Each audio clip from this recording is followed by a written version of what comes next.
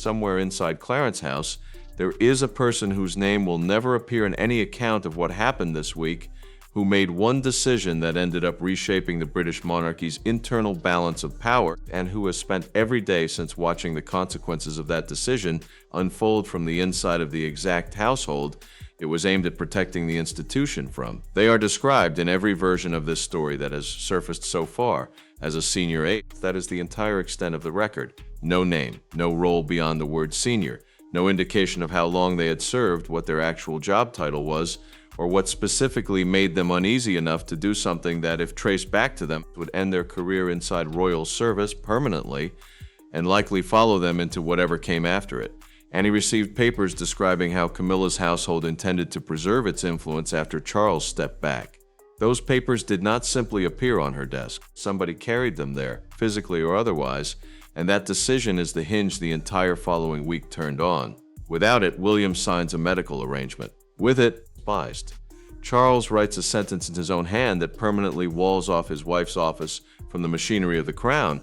Nobody has asked what that decision cost the person who made it before getting to the aid. It helps to sit for a moment with the specific language the proposal itself used, because the language explains why someone inside that household would have felt the need to act at all. The plan drafted inside Camilla's office never used the word power. It used the word continuity. It used the word stability. It used the word experience. An advisory arrangement based at Clarence House that would allow the Queen's office to review ceremonial plans, recommend changes to the royal diary, and remain involved whenever tradition or the king's interests were concerned. Every phrase in that description is defensible on its own. Nobody drafts a memo that says we intend to seize control of the monarchy while the king is incapacitated. They draft a memo about preserving experience during a period of uncertainty. The language is designed to survive being read aloud in a room full of lawyers, and on its own terms it would have. What gave it away was a single sentence buried inside it. William's expanded authority should be described as temporary. Even if Charles stayed away for months, that sentence does not sound alarming out of context. Read carefully, inside the context of everything around it, it does something very specific. It tells you the plan's authors understood exactly what they were building and had already worked out how to describe it in language that would let it survive scrutiny. Somebody inside that office read that sentence, or one very much like it, and did not file it away as routine planning. The record uses one word to describe what happened next. Uneasy, it is worth taking that word seriously rather than passing over it, because uneasy is doing an enormous amount of work in a single syllable. It is not the language of a whistleblower who discovered fraud and felt moral outrage. It is the language of someone who noticed something and could not stop noticing it, who kept returning to the same page in their mind long after the meeting where they first read it had ended. Picture the actual mechanics of that unease, because nobody else has bothered to. A person sitting in ordinary meetings, doing ordinary work, watching draft language pass across desks, the way draft language always does inside an office that produces documents for a living. And then at some point, a specific paragraph landing differently than the paragraphs around it, not dramatically, quietly. The particular sensation of reading something twice because the first read did not settle correctly. That is not the same experience as deciding to blow up your own career. It is smaller than that and slower than that, and it is exactly the kind of experience that produces exactly this kind of consequence, because people rarely act on dramatic moral clarity. They act on discomfort they cannot make go away. Something in that proposal sat wrong long enough that doing nothing became harder than doing something. Here is the strange asymmetry sitting at the center of this entire episode, and almost nobody watching the coverage this week noticed it. The people who wrote the proposal have names. William asked who authored it, and someone turned to a page listing senior members of Camilla's office, private secretaries, household advisors. Those names exist in a document. They will presumably exist in whatever institutional memory this episode leaves behind, attached, fairly or not, to a plan that ultimately failed and that Charles personally shut down in his own handwriting. The person who made sure that plan reached the one place it could actually be stopped has no name attached to anything. That is not a small imbalance. The people who built the thing that needed stopping are identified. The person who stopped it from working is not. If history remembers this moment at all, and it likely will given what followed, it will remember the architects of a plan that collapsed and will have no record whatsoever of the person whose single action caused the collapse. Consider what that means about how institutions decide whose actions matter enough to survive in the written record. There would have had to be a moment, some specific point in time, where the papers physically or digitally moved from wherever they had been sitting inside Camilla's household into Anne's hands. Nobody has described that moment. Every account of this story treats the papers as though they simply appeared in front of Anne with no origin story attached. The way objects sometimes appear inside a script without anyone bothering to explain how they got there, they did not simply appear. Someone chose a specific way to deliver them. A physical folder handed over in person carries enormous risk because it requires two people to be in the same place at the same time, and someone might see it happen. The digital transmission leaves a trace that a determined investigation could eventually recover, whatever precautions are taken. There is no version of this delivery that was without risk.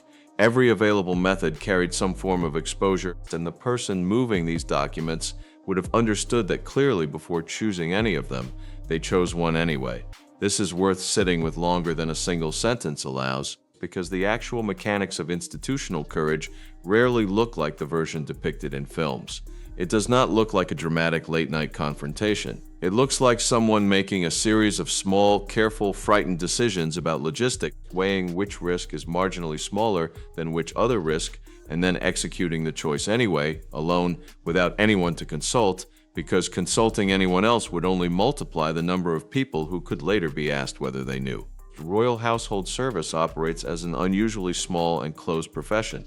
People move between positions across decades, sometimes across generations of the same family, and reputations travel through that world with a speed and permanence that most professional environments do not experience. A person standing inside that world is built slowly through years of demonstrated discretion and destroyed instantly by a single confirmed breach of it. The aide who carried those papers to Anne would have understood this with total clarity before doing anything. Discretion is not a soft value inside that world. It is the entire currency the profession is built on. A private secretary who cannot be trusted with sensitive material is not a private secretary anyone will employ again, regardless of whether the material they disclosed exposed something that badly needed exposing. That is the specific, unresolvable tension sitting underneath this entire act. What this person did was, by any reasonable outside judgment, correct. It stopped a quiet consolidation of influence that Charles himself, once he learned about it, treated as serious enough to justify permanently restructuring the balance of power inside his own marriage and his own institution. And it was also inside the specific professional world this person occupies precisely the kind of act that ends careers. Loyalty inside a royal household is not measured by whether your actions ultimately served the crown's best interests. It is measured by whether you kept faith with the specific person who employed you. By that measure, whatever this aide did, however necessary it turned out to be, was also a betrayal of the employer who paid their salary and trusted them with access to sensitive material. Both of those things are true at once, and neither cancels the other out. There is a question sitting underneath this entire episode that every account so far has skipped past on its way to the more dramatic material. Does this person still work at Clarence House? Think through what the answer actually requires, because there are really only a small number of possibilities, and each one carries its own weight. If they still work there, they are currently employed inside a household that has just watched its influence formally and permanently reduced by a document their own information helped produce, working alongside colleagues, some of whom were named as authors of the very proposal that failed. That is not a comfortable professional environment under any circumstances. It requires a specific, sustained kind of composure, showing up daily to a workplace whose leadership may not know who caused this, but almost certainly suspects someone did. If they no longer work there, the timing of their departure would itself carry a story nobody has told. Did they leave quietly in the weeks before any of this became public, having done what they felt needed doing, and then removed themselves before consequences could arrive?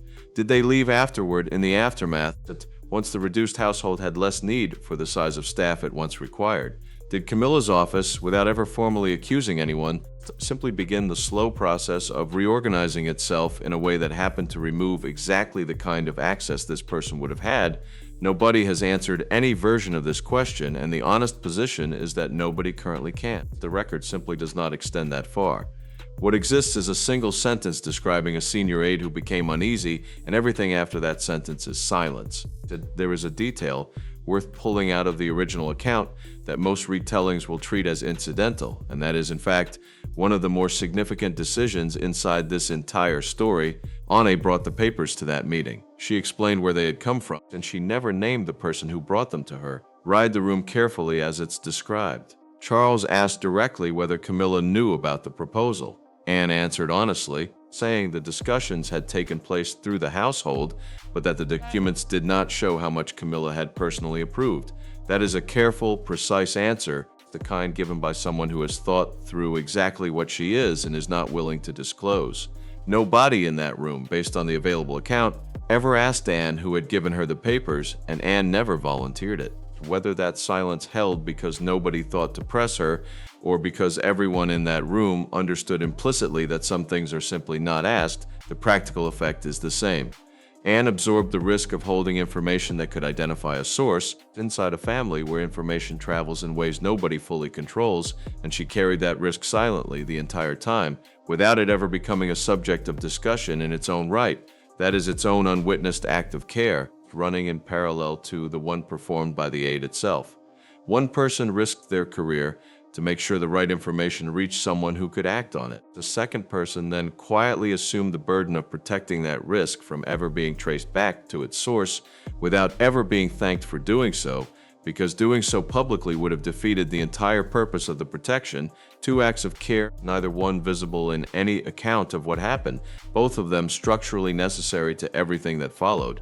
When Charles set down his pen and wrote, in his own hand, that no authority granted through the succession order could be challenged by the Queen's household, he was writing the direct institutional consequence of information a single anonymous person had decided to surface. He would not have known that specifically. There is no indication anywhere in the record that Charles was told the identity of the aide who brought the papers forward. Then every structural incentive inside that family points toward Anne having kept that information to herself precisely to prevent exactly this kind of exposure. Charles wrote his sentence in response to what the papers contained, not in response to who delivered them. But somewhere, presumably, the person who delivered them watched what happened next unfold the same way everyone else in the country eventually did. They would have seen William assume the responsibilities described in that document, that they would have seen Catherine take her place beside him beneath the royal insignia. They would have seen Camilla's car canceled outside Buckingham Palace, and would have understood, with a specificity that almost nobody else watching that broadcast possessed, exactly why that car had been canceled and exactly what set of documents had made that outcome inevitable. That is an extraordinary thing to carry privately. To watch a national broadcast surrounded by ordinary commentary about constitutional lines and royal symbolism, while knowing with total certainty that the entire visible outcome traces back to a decision you made alone, in a moment nobody else witnessed, that you have never told anyone about and likely never will. Nobody congratulated this person. Nobody thanked them. There was no version of events in which they could be thanked, because being thanked would have required someone to know, and the entire structure of what they did depended on nobody ever knowing. Here is where this gets genuinely uncomfortable, in a way that the clean version of this story, the one about a decisive king and a triumphant heir, has no room for. Camilla's proposal, whatever else it was drafted by people who believed, with what appears to be genuine conviction based on the language used, that they were protecting something worth protecting. Continuity, stability, experience. Those words were not chosen purely as camouflage. Somebody inside that office likely believed sincerely that removing Camilla's influence entirely during a period of medical uncertainty represented a genuine risk to the institution's functioning, and that preserving some structured role for her office was the responsible course of action rather than the self-interested one. They may have been wrong. The consequences suggest they were, given how completely Charles rejected the framework once he saw it. But the internal experience of drafting that proposal, from the perspective of the people who actually wrote it, was very likely not one of conscious conspiracy. It was very likely closer to genuine belief that they were doing something necessary, dressed in language that happened to also serve their own continued relevance. Now hold that possibility next to the aide who leaked it. That person also believed they were doing something necessary. They also acted from what appears to be genuine conviction that a specific course of action, however costly to themselves personally, protected something worth protecting Two sets of people inside the same institution, both convinced they were acting in service of continuity and stability, arrived at completely opposite conclusions about what continuity actually required. Faced. One group wanted to preserve an existing center of influence through a period of transition. One person wanted to make sure that influence could not quietly reconstitute itself, while the person nominally in charge was too unwell to notice. Neither position is obviously villainous once you actually sit inside it rather than judging it from the comfortable distance of already knowing how the story ended. That is the moral complication this story actually contains, and it is considerably more interesting than the version where Camilla's office is simply cast as scheming and the aide is simply cast as heroic. Both things were probably true from the inside. Both things are probably still true. There is a specific silence inside the original succession order worth noting, separate from the silence surrounding the aide who helped produce it. The document names William. It names Catherine. It restricts Camilla's household in language precise enough to survive legal challenge. Nowhere in any version of that document or in any account of the meetings that produced it does a single sentence acknowledge that the entire crisis was triggered by information that reached the family through an internal disclosure nobody had authorized and nobody had requested. Institutions write their own history in the language of decisions made by the people whose names appear on the paperwork. Charles decided. William accepted. Catherine assumed her responsibilities. Anne witnessed the signature. Every verb in that sentence has a named subject. The verb that actually started the entire sequence, someone noticed, someone carried, someone risked, has no subject at all in any official account. It exists only in the passive construction the original record used to describe it. The papers had reached her, not delivered by, not brought forward by, reached her, as though the documents traveled there under their own power, just arriving at Anne's desk the way weather arrives, with no human agency attached to the sentence at all. That is precisely the kind of institutional language that erases a person while technically describing what they did. There is a detail at the very end of this story that deserves more attention than it has received, because it suggests this entire pattern is very likely about to repeat itself. After the throne room broadcast, after Camilla's absence had already become the story dominating every front page in the country, Anne placed a second sealed folder in front of Charles, Queen's household privileges and residences after the transition. Inside it, according to the account, was a handwritten note beside Camilla's name identifying the exact date her unrestricted palace access would end, and that date had apparently been approved before the throne room announcement had even begun. Set aside for a moment what that means for Camilla specifically. Focus instead on what it means structurally. Someone somewhere inside that same apparatus had already prepared detailed planning around Camilla's residence and access rights before the public even knew a transition was happening. That level of advanced preparation does not happen without someone inside the system feeding information forward, coordinating documents, anticipating what would be needed before it became officially necessary. Was this the same aide? Was it someone else entirely operating with the same mixture of conviction and risk that drove the first disclosure? There is no way to know from the available record, and speculating with false confidence would dishonor the actual uncertainty here. What can be said is this: fate. If one person inside that household was willing to break trust with their employer in service of what they believed the institution actually required, there is no obvious reason to assume they were the only one. Institutions this size, under this much internal pressure, rarely produce exactly one act of quiet institutional loyalty running against the interests of the person paying the salary. They tend to produce several operating independently, each person believing they alone carries the weight of a decision nobody else knows about. There is a particular kind of isolation that belongs uniquely to people who did something consequential and correct and can never claim it, and it is worth taking seriously as its own category of experience rather than treating it as simply the unglamorous cost of doing the right thing. Most acts of courage, in most stories told about courage, eventually receive some form of acknowledgement. Even quiet, private courage tends to surface eventually, in a memoir, an interview, a deathbed confession, something. The entire cultural grammar of heroism assumes that credit arrives eventually, even if delayed, even if partial. This aide will very likely never receive that. The specific mechanics of what they did, the reasons discretion had to be absolute, the professional world they operate inside, all of it points toward a situation where acknowledgement is not simply delayed. It is structurally impossible. The moment anyone officially confirms who brought those papers forward, that person's career inside royal service effectively ends, regardless of how the public might feel about what they did. Confirmation itself is the punishment, independent of whether the underlying action was right.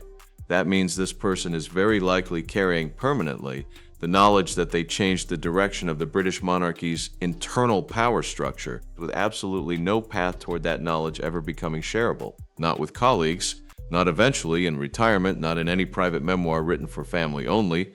The information is simply too specific, too traceable, too capable of identifying them even decades later for it to ever become safe to disclose. That is not a temporary loneliness.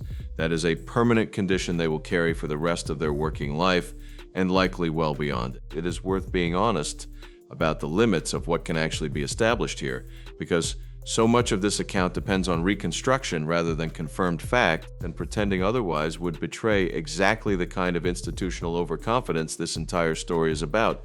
We know a senior aide existed. We know they became uneasy about specific language inside a proposal drafted by their own household. We know they found some way to move that information to Anne rather than to anyone inside their own reporting structure. We know Anne chose not to disclose their identity, at least within the portion of the meeting that has been described. We know the consequence of that disclosure was a permanent handwritten restriction that reshaped the balance of power inside the monarchy for the remainder of Charles's reign, and likely beyond it. Everything else, the mechanics of how the papers physically moved, to the specific emotional experience of the decision to act, whether this person still works inside that household, whether a second disclosure is already underway, is reconstruction built from the shape of what surrounds the confirmed fact, offered honestly as reconstruction rather than disguised as certainty. That admission matters more than it might initially seem to. A story willing to say clearly where its knowledge ends is a story that has earned the right to be trusted about everything before that boundary. Somewhere inside Clarence House, or perhaps somewhere else entirely by now, there is very likely a physical or digital trace of the original document that started this, the proposal describing an advisory council, the marginal handwritten notes warning against Kensington Palace becoming the sole center of authority, the sentence that described William's expanding role as merely temporary. That document has already done its work. It triggered a disclosure, which triggered a confrontation, which triggered a sentence written in the king's own hand that will very likely be studied by constitutional historians for years, exactly as Catherine predicted it would be. But there is another document that does not exist anywhere and never will. A record of who actually walked those papers out of one household and into another. A name attached to the decision that made everything else in this story possible. That document was never written down anywhere, on purpose, by design, because writing it down would have destroyed the only thing protecting the person who made the decision in the first place. The monarchy got its sentence. Charles got his boundary. William got his authority, and Catherine got her place beneath the royal insignia, standing beside him in front of the entire watching country. The person who made all of it possible got nothing. Not recognition, not thanks, not even the quiet satisfaction of watching their name attached to what they did. They got only the private, unshareable knowledge that they were right, carried alone, inside a household that may still, even now, be sitting a few doors down from someone who has no idea what that person actually did, walking past them in a corridor, saying good morning, just exactly the way people who share an ordinary workplace say good morning to each other every single day, with absolutely no visible sign that anything between them has changed at all.